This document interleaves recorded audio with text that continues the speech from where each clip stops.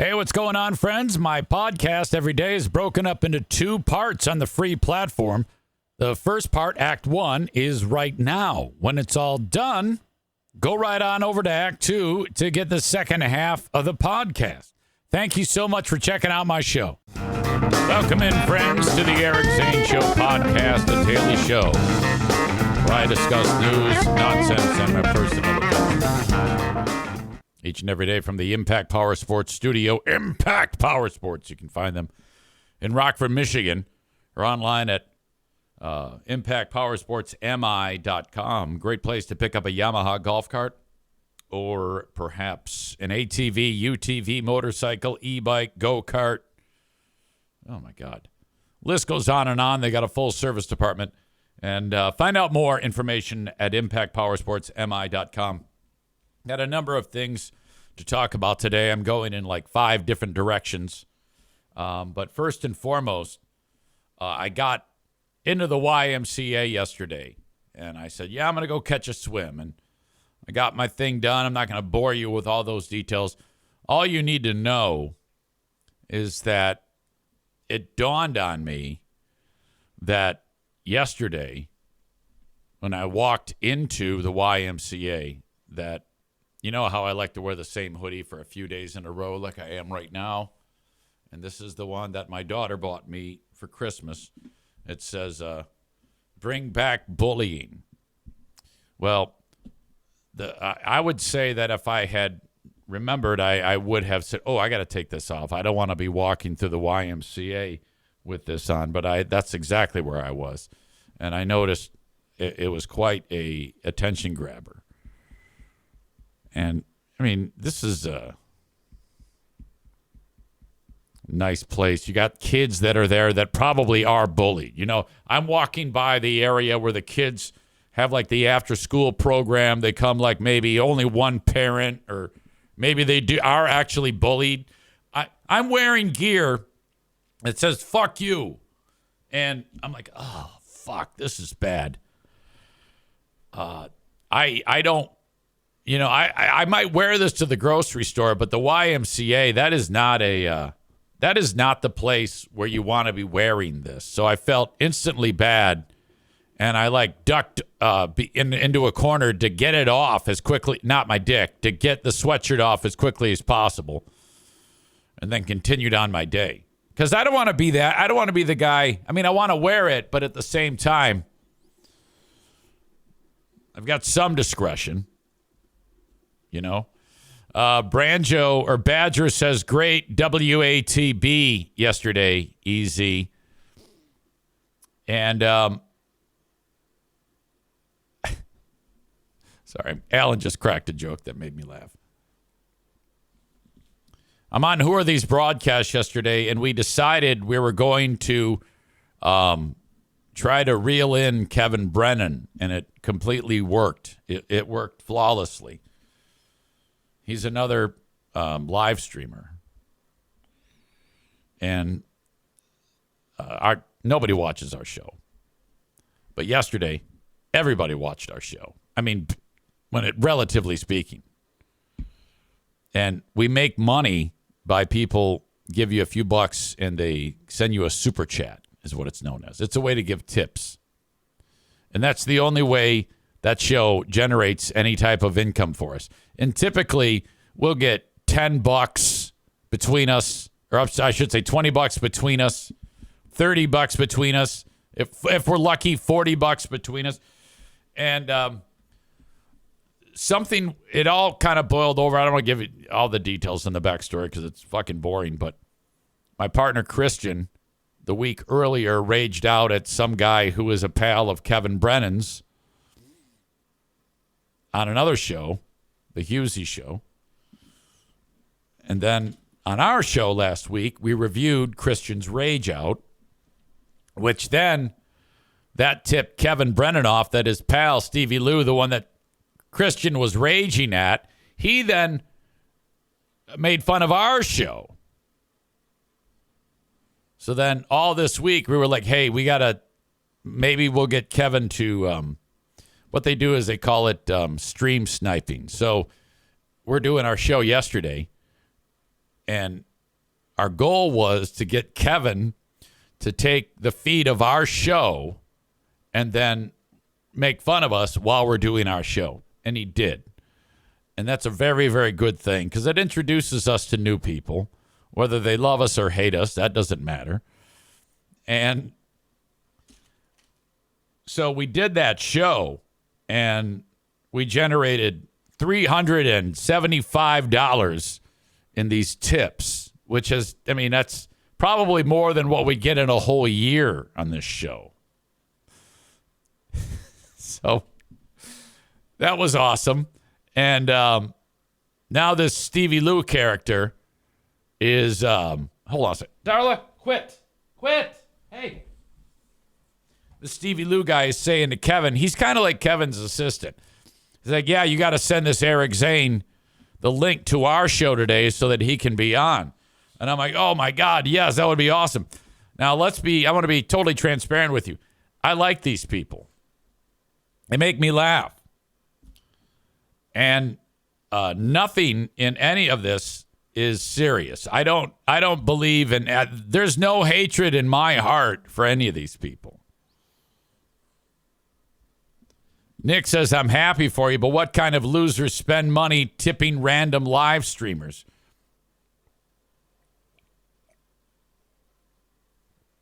Well, I think what they do is they when they do that, then their comments are shown on the screen. So it's not like they're just sitting there saying, oh, you did a good job, here's some money. I guess they could do that. I don't know. But so Kevin is focusing on like my YouTube channel and just ripping me a new asshole. And I'm like, I am here for that. That is really, really good because you look at some of my YouTube streams and like 4 people watch, 5 people watch. I'm not going to tell them anything about how I do what I do. I don't need to. It's that much more hilarious to me that he then would give any time of day to a guy on YouTube gets 4 people watching his show. That's fantastic. Screen just blipped out on me. I hope I didn't just lose the stream.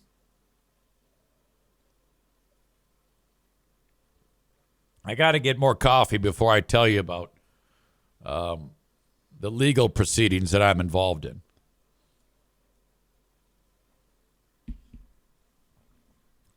Totally different topic. This just unfolded yesterday. Hang on.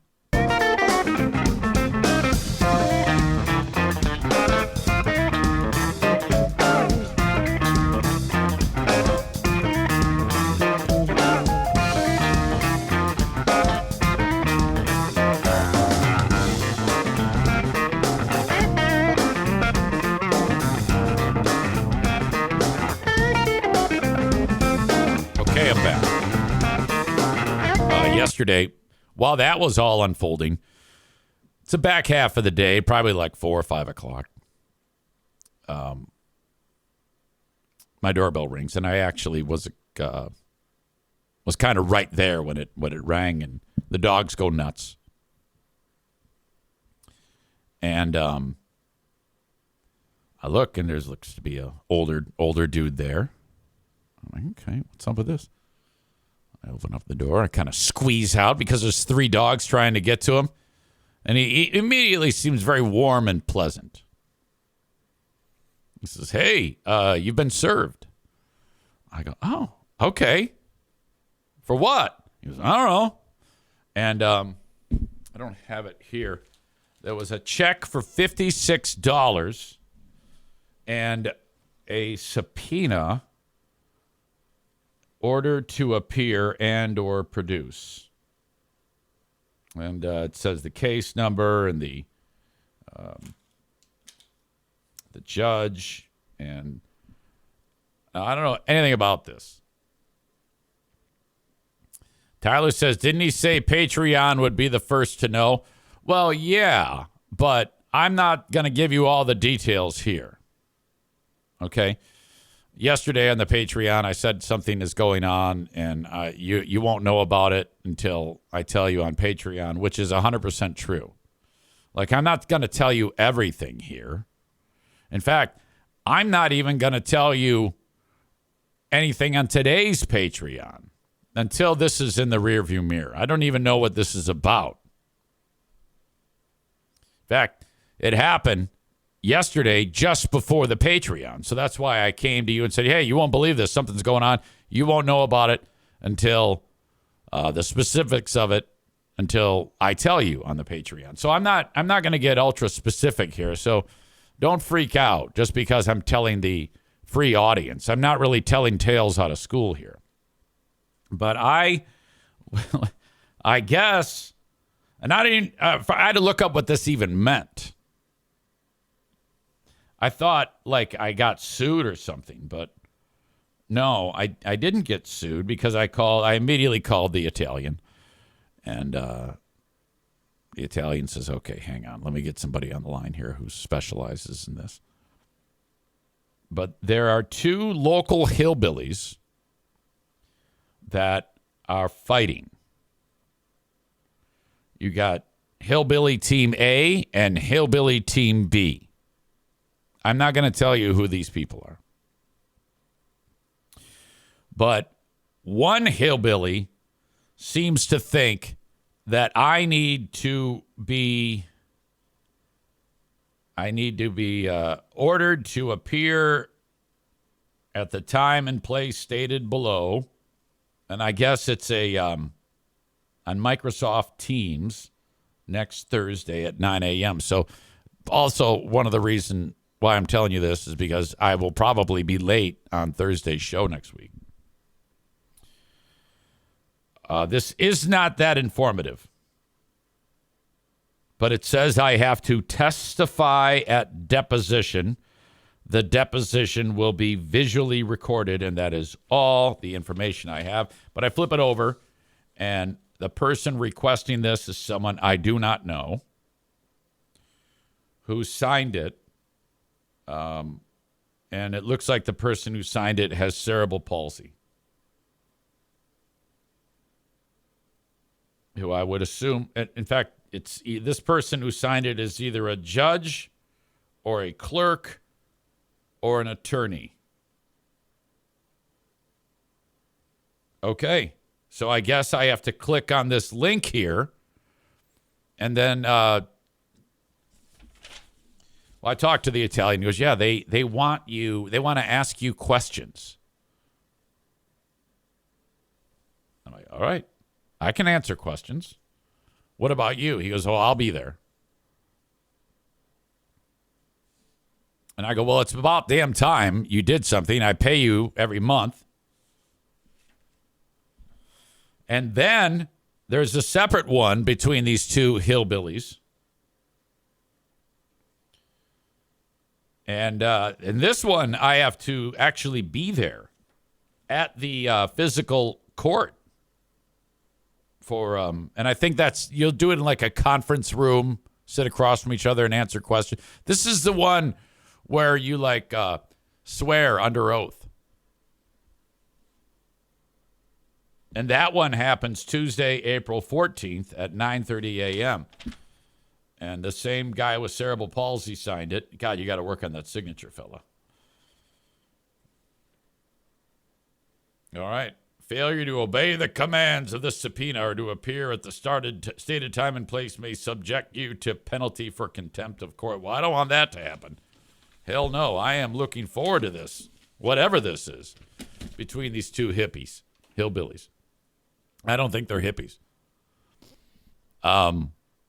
So part of the reason why I'm telling you that is because next Thursday I will be late because I'll be here. Now, is this the type of thing that I have to dress up? I think I should. I think that that's a thing. Like if you're appearing in this scenario, you don't want to be like wearing what I'm wearing right now. Or like that guy on that video a couple months ago, that cop who had no pants on. And, but I don't know if the backdrop behind me is appropriate. Hopefully I can like blur the screen because I don't want dogs in the background. Alan says you should wear that sweatshirt. David says, no, do not wear that sweatshirt. Now, so the first thing I said to the Italian is, I want to do a full breakdown on the show. He goes, no. Lay low. And I'm like, well, this is the most low I can lay. Okay, I am going to talk about it to some degree. I gotta keep the fire stoked.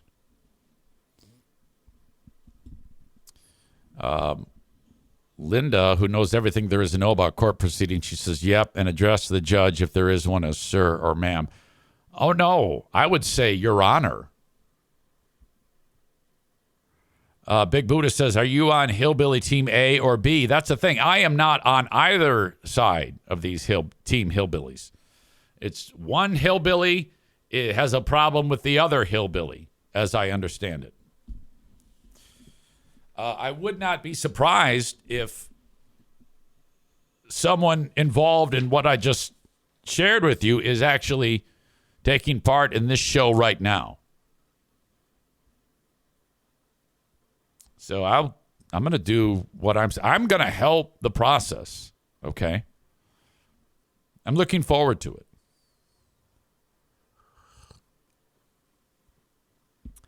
Alan says, change your screen name to Butt Effer 3000. Stevie says, do you know either of said hillbillies? Yes, I guess is the only appropriate answer.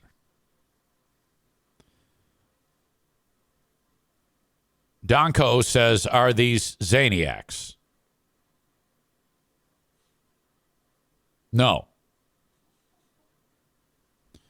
Nick says, are the hillbillies from Dorr, Michigan? I do not know. Murder Lover Linda says, full-on Eric Zaitunian.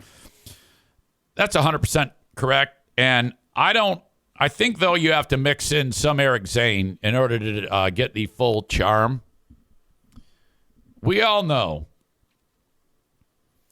that my captivating appearance alone is enough to make anybody become a fan of EZ. Let alone the words that I use and the pace at which I deliver them. I am excited about this.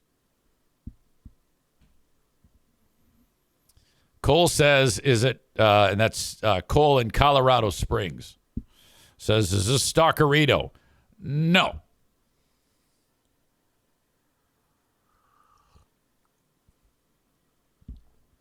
Badger says, does it involve Thor Motor Coach? I can't say. I cannot say anything.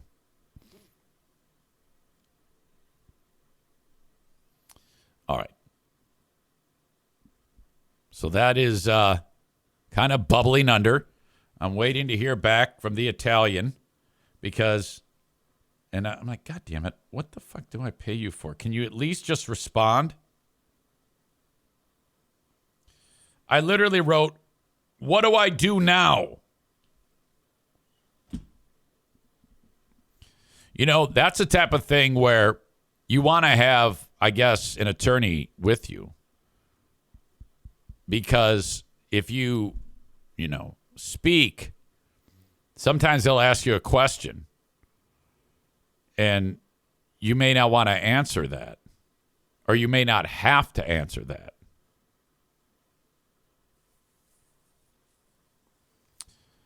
Cole in Colorado says, it is Thor Motor Coach. Big Buddha says, that's a yes on the fraud bus. Now, I'm not going to say either way who it is or what it is. Donut Dan says, it would be hilarious if you used your old radio voice from the city of Warren.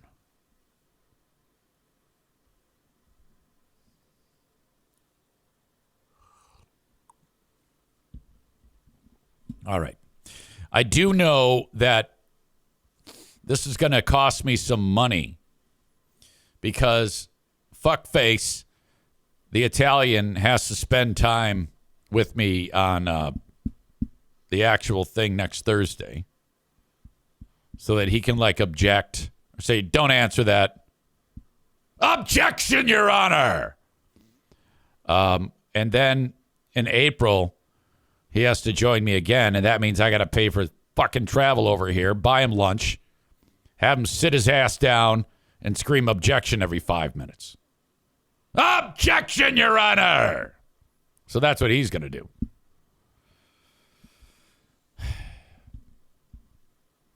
Anyway, that's what's up, and I wanted to share that with you. Honestly, I didn't think I was going to say a word about this, but when I get down to it, I've got 2 hours to fill. Yesterday was the State of the Union, and I did not watch a bit of it, but true to form, all the world was talking about this because of the State of the Union has turned into an absolute three-ring circus.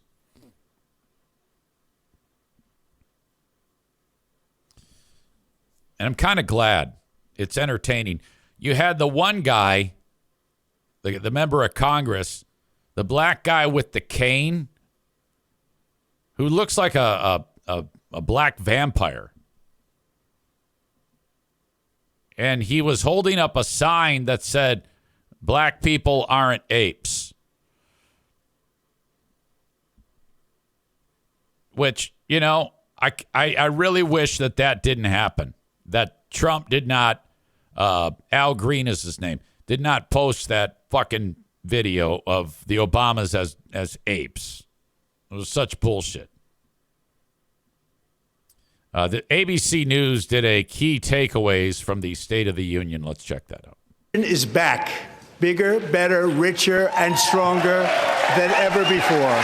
President Trump delivering the longest State of the Union speech in history, 1 hour and 48 minutes, declaring the golden age of America, touting his immigration crackdown, foreign policy, and the economy. The cost of chicken, butter, fruit, hotels, automobiles, rent is lower today than when I took office by a lot. Trump blaming Democrats for inflation, saying they suddenly started using the word affordability. They just used it. Somebody gave it to them, knowing full well that they caused and created the increased prices that all of our citizens had to endure. This as an ABC News Washington Post Ipsos poll shows 57% of voters disapprove of how Trump is handling the economy. Trump. By the way, we've been seeing those types of polls forever. I mean, pick a person who's been in office. I don't ever remember seeing one that says so-and-so has 75% approval rating. I think the only time that we had that where it was a high approval rating for a sitting president was that moment in time when the Twin Towers fell and then George W. Bush climbed to the pile of the rubble with body parts all around him. And he grabbed that megaphone and said, "I hear you, and the folks are going to knock these buildings down. They're going to hear from you tomorrow," or some shit. Instantly, he was at 100% approval rating. That's all you got to do. And he was horrible. He was a horrible president. And but because he said, "I hear you," and he had that great moment, and then it was like the movie Independence Day.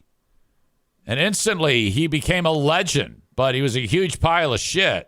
Also announcing a new ratepayer protection pledge from tech companies to ensure those massive data centers don't raise electricity bills. They can build their own power plants as part of their factory so that no one's prices will go up. Tech companies so far. That's got to be a move that everybody can get behind that. All right, that is Act 1 of the podcast. Act 2 is available right after this one. Go check it out. What are you doing? Don't miss a second of it. Thank you so much.